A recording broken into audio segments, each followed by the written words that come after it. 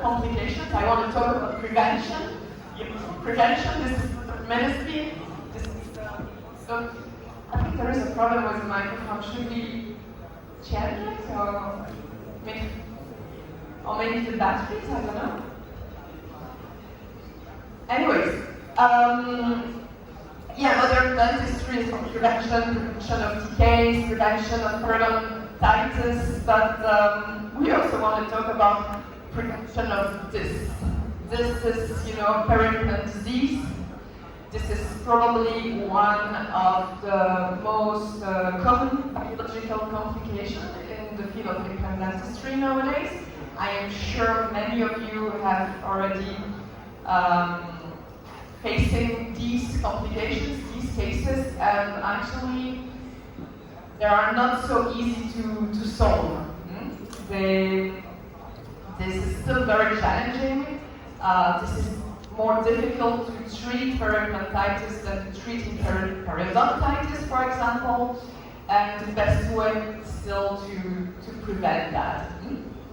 So today, periimplantitis, this is like 1 implant out of 10, and this is 1 patient out of 5. So this is quite significant.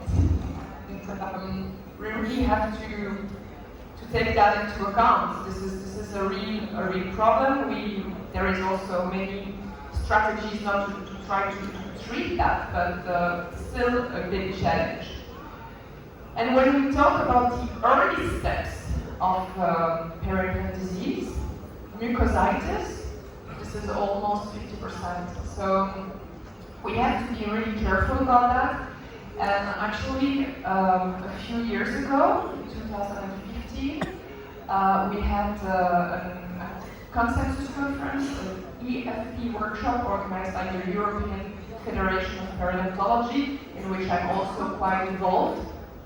And we came up with several guidelines to prevent the periimplant disease. Of course, all of them are very important, and it starts with informing your patient that this disease exists and that an implant is not necessarily better than a tooth. So this is first a communication with the patient. Of course, to look and evaluate the risk factors. Look at tobacco smoking, look at history of periodontitis,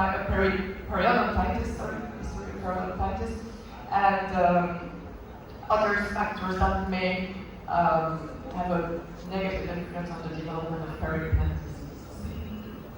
Also, of course, the importance of bite control, oral hygiene measures, and the professional maintenance according to the risk profile of the patient.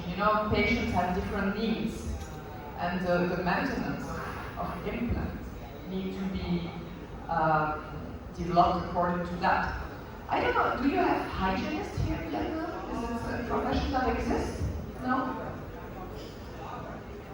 Also, it doesn't exist. We're just starting with hygienists, but I think this will be a great help, and maybe in the future you will also have this type of help in your practice. No?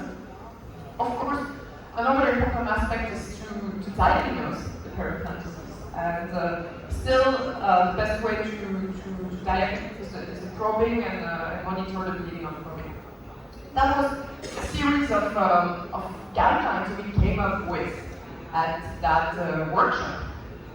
But so 2 others, which are the quality of the periimplant tissues, soft tissues, and the influence, the impact of the prosthodontic design and the prosthodontic manipulation. And this is basically these 2 topics I would like to discuss in detail with you this morning. So, what is important today, I think, is the mucointegration.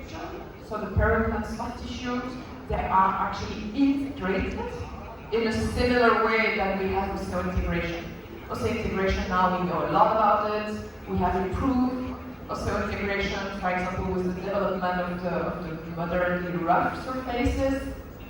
And well, there is probably still a lot to do with that field, but now really the main focus should be on this muco-integration, because this is really the barrier, the ceiling between the oral cavity that is full of bacteria, you know that, and the bone, which is sterile. So the importance of this ceiling is really capital. So basically, this first topic will be divided into 3 parts. I would like first to discuss some surgical approach to improve the quality and the quantity of the periimplant soft tissues, what we can do preventively from a surgical point of view. Let me just finish here. And then the prosthodontic approach, because restorative dentists, you may not do surgeries, but you may restore implants. And if you restore implants, you also have your responsibility in the prevention of this periimplant disease and in the maintenance of the health of the periimplant soft tissues. And then I will try to come up with a few clinical solutions in order to respect the integration of the soft tissues. But before going into details of that topic, I would like to introduce a little bit myself and where I come from. I come from Belgium, which is a tiny country in Europe. You know, it's a small country, but it's a little bit complex. We speak 3 languages. You know, it's a little like Switzerland. Switzerland is also quite small. We speak Dutch in the north and French. I'm from the French-speaking part, and we also have a part of Belgium, but this is really a minority speaking German. And yeah, we are well positioned in Europe. I mean, we of course have the official, you know, European Commission base in Brussels, and we are quite well, let's say, connected to all the other countries in Europe. So, and we are known for several things. We were talking about Switzerland, for example. For example, we compete a lot with Switzerland for the chocolates, you know. We have the best chocolate, honestly. But we can debate that later with some of the friends, Swiss friends that are here today. We have also the other thing we're very famous for is the beers, the special beers that are made by the monks, you know. So, and you know, I've seen on the rooftop today that there is some Belgian beer actually here. So yeah, maybe we go for a degustation later on.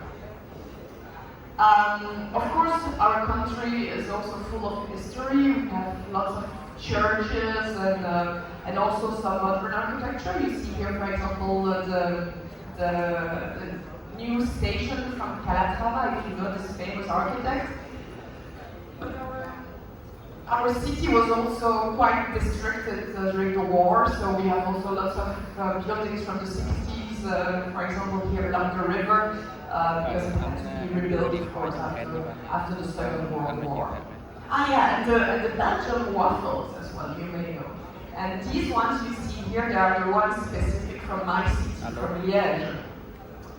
So yeah, that's a little bit about my country, and of course I invite you if you want to visit me. Now, from a professional point of view, I am a full academic at the University of Liège. So of course I'm teaching the pre-grads, I'm teaching also the post-grad. We have a postgraduate program in periodontology and implant dentistry. And we also offer several types of continuing education, like we have a master, master in implant dentistry for part-time, and yeah, of course, lots of conferences and congress and so on. As an academic, I'm also doing some research, and I'm co-directing the Dental Biomaterial Research Unit. And there my section is really into biomaterials for tissue regeneration, for bone regeneration, tissue regeneration, and we also study a lot the interface between implants and the surrounding tissues. So we do some kind of translational research, so like more basic, developing new products, innovative materials, but we really try to translate that to the clinic, and we also do lots of clinical research in the field of implant dentistry, microsurgical surgery, and this is very exciting. And actually the third part of my job, so the clinic. And for me this is very important to emphasize that part, because you know, I don't know how this is here, but sometimes in Europe, in some countries, the academics, they don't see much patients. And for me, this is so important, because the clinic is really driving the teaching and the research. How do you want to teach if you don't practice, you know? And how do you want to do good research? How do you want to have the good research question? If you're not a clinician, if you don't know why you're doing research. So basically what I'm really passionate by what I'm doing, and this is really the integration of these different sides of my job that I really love. And today, I know most of you are clinicians, and I want to be very clinical. I'm not going to be boring with numbers and things like that, but still I want to share a little bit of this research, because we also need that to progress in our clinical setup. I'm going to show you some stuff that are in development, you know, that might not be directly to apply today in the daily practice, but maybe that we can, you know, look for the future. And then, finally, you know, I'm also a mom, and that's another big job, you know. And I have two little boys, Till and Elliot. They are 2.5 and 4.5. So this is quite important for me to mention, because you know, I see some ladies in the room, and I've heard that in Vietnam half of the dentists are female. So I just want to tell them that nothing is impossible. You know, this is, for me, that was really a goal to continue my professional career, to continue to progress, but also being able to have a family. Yeah, the secret is to be organized, of course, and to have the good support. The good support at work. I have a wonderful team.